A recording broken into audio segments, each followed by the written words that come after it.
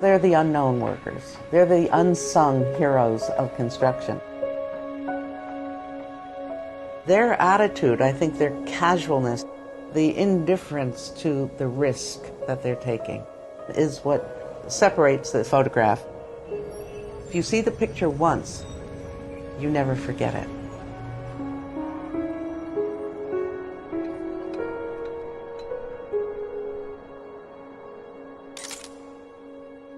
This photograph, which is known around the world, shows 11 men sitting on a beam about 800 feet above the city of New York.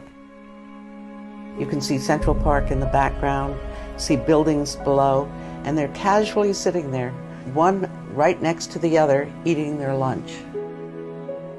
And they're all construction workers, and they came from all over the world. There are Irishmen, there are Mohawk Indians. It's a mixed bag of people, and they're all working in 1931-32.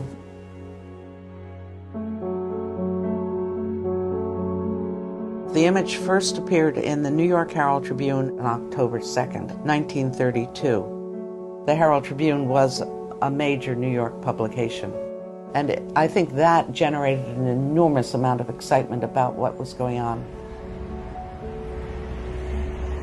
They were getting as much publicity as they possibly could in any office that was rented, whether you were a dentist or a hairdresser or a major corporation, they would get you into the news. Rockefeller put 250,000 people to work in the middle of the Depression. There were truckers, there were people in quarries, people making windows, different kinds of people, but it really made a serious effect on the economy. And that was the attitude, very, very positive towards the future, very positive towards America, very positive towards business.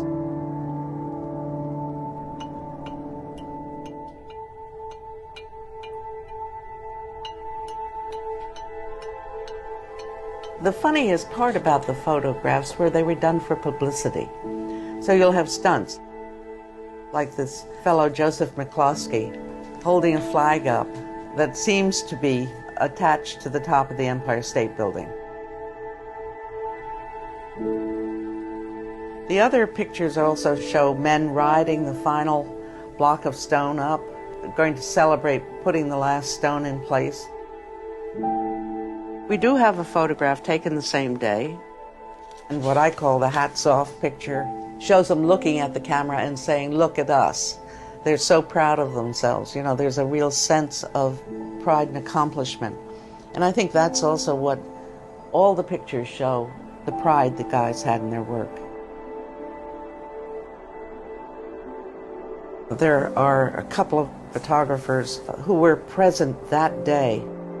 William Leftwich, Charles Ebbets, and Thomas Kelly, who had to have a death wish.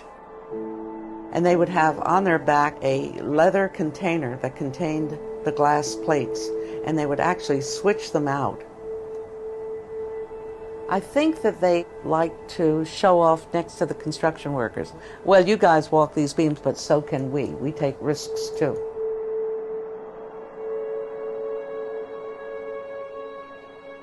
The question of the names of all these men comes up frequently.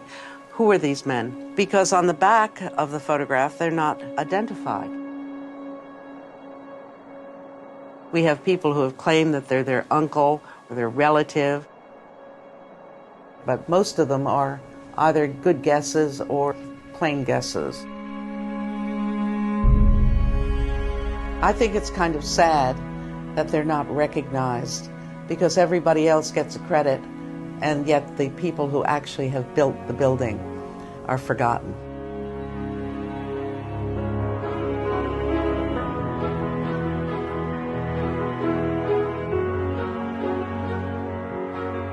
The fact that they are immortalized in this picture, and they are the guys who risked their lives building this building.